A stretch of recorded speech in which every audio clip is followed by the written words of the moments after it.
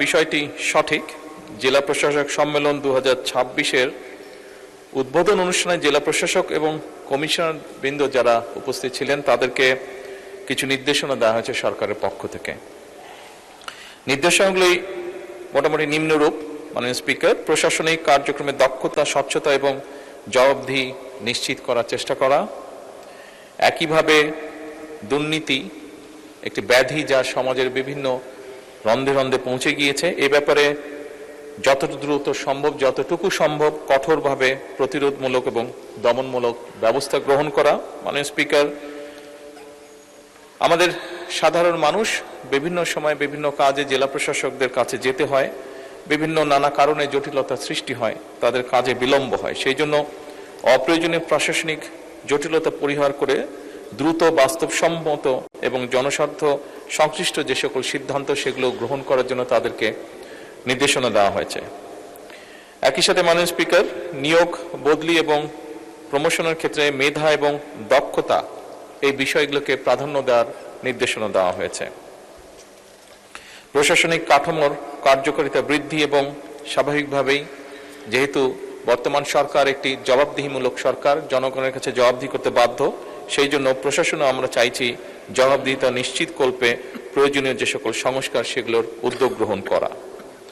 মানে স্পিকার, সেবা প্রদান ব্যবস্থাকে সময় পাল্টেছে, যুগ পাল্টেছে। সেবা প্রদান ব্যবস্থাকে সময় উপযোগী, দক্ষ, স্বচ্ছ এবং জবাবদিহিমূলক করার জন্য যত দ্রুত সম্ভব যে সকল জায়গায় সম্ভব প্রশাসনের, বিশেষ করে সেবা প্রদানের ক্ষেত্রে সেগুলোকে ডিজিটালাইজ এর রূপান্তর করার জন্য নির্দেশনা দেওয়া হয়েছে। এর মধ্যে অনেক জায়গায় কার্যকর ব্যবস্থা গ্রহণ করা শুরু হয়ে গিয়েছে।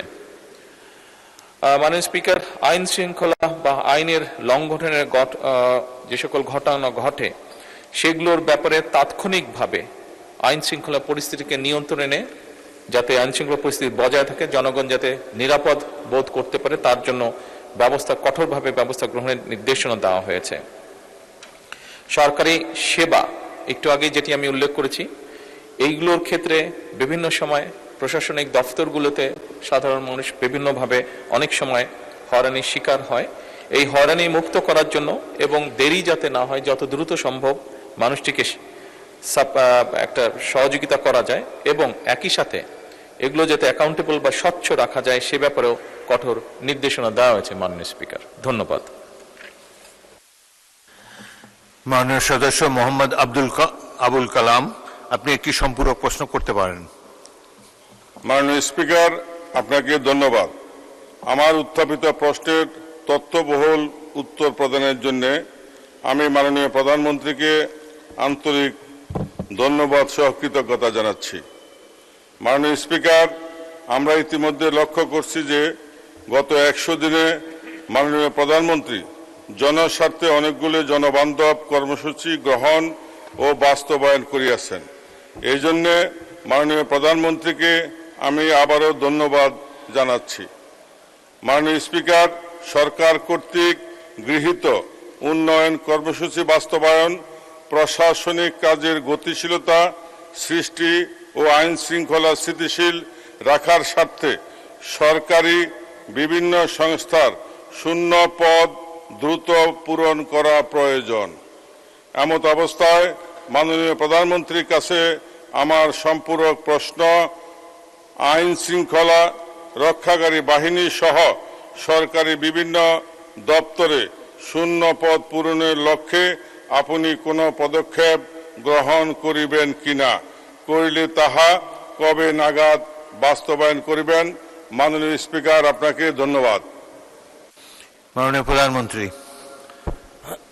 মাননীয় স্পিকার, সম্পূরক প্রশ্নের উত্তরে এই মহান সংসদকে আমি এতটুকু জানাতে চাই যে সংসদ সদস্য মাননীয় সংসদ যেটি বলেছেন, যে সরকারের বিভিন্ন জায়গায় বিভিন্ন পদ খালি আছে যেগুলো সরকারকে আরো গতিশীল করার জন্য, একইভাবে দেশের মানুষকে আরো সহজে সুবিধাজনকভাবে সেবা পৌঁছে দেওয়ার জন্য কতগুলো নিয়োগ গুরুত্বপূর্ণ। সরকার অত্যন্ত গুরুত্বের সাথে এই বিষয়টি পর্যালোচনা করছে এবং যত দ্রুত সম্ভব আমরা এই পোস্টগুলোতে, এই পদগুলোতে নিয়োগ প্রক্রিয়া শুরু করব ইনশাআল্লাহ। ধন্যবাদ।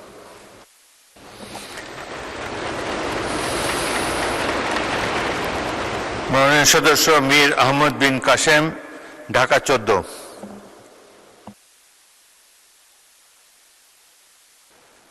মাননীয় স্পিকার, আপনাকে ধন্যবাদ। বহুল প্রচিত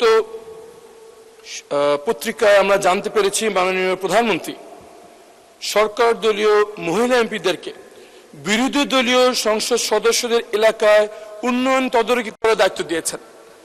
এই সাথে আরো বলা হয়েছে এসব উন্নয়নে ডিও লেটার ইস্যু করতে পারবেন সরকার দলীয় মহিলা এমপিগণ। এই তথ্য থেকে আমাদের মধ্যে এই বিভ্রান্ত সৃষ্টি হচ্ছে যে এই কাজ কি তাদেরকে এই জন্য দেওয়া হচ্ছে যাতে আমরা যারা বিরোধী দলীয় এমপি আছি আমাদের এলাকায় উন্নয়ন কর্মকাণ্ডে আমাদের কোনো হাত থাকবে না, এটা নিশ্চিত করার জন্য কি এই নির্দেশ দেওয়া হচ্ছে কিনা দয়া করে মাননীয় প্রধানমন্ত্রী আমাদের সামনে পরিষ্কার করবেন। মাননীয় প্রধানমন্ত্রী। মাননীয় স্পিকার, ধন্যবাদ। মাননীয় সংসদ সদস্য, আপনি যে প্রশ্নটি করেছেন তার জন্য আপনাকে আন্তরিকভাবে ধন্যবাদ।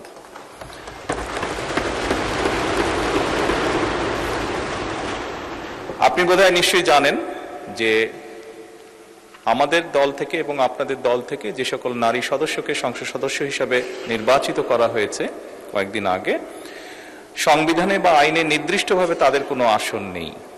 আপনার বা আমার যেরকম নির্দিষ্ট আসন আছে সেভাবে নির্দিষ্ট কোনো আসন নেই। খুব স্বাভাবিকভাবেই আমরা আমাদের রাজনৈতিক বা সাংগঠনিক যে কাঠামো তার ভিত্তিতে আমরা তাদেরকে দলীয় অবস্থান থেকে আমরা কিছু জায়গা তাদের জন্য নির্দিষ্ট করেছি তারা কোথায় কাজ করবেন।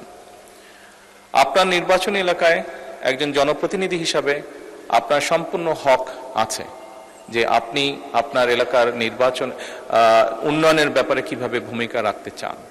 যেহেতু এই সংসদ এই নারী নেতৃবৃন্দকে বা নারী সংসদ সদস্যদেরকে নির্বাচিত করেছে, খুব স্বাভাবিকভাবেই তাদেরও একই রকম ভাবে হক আছে।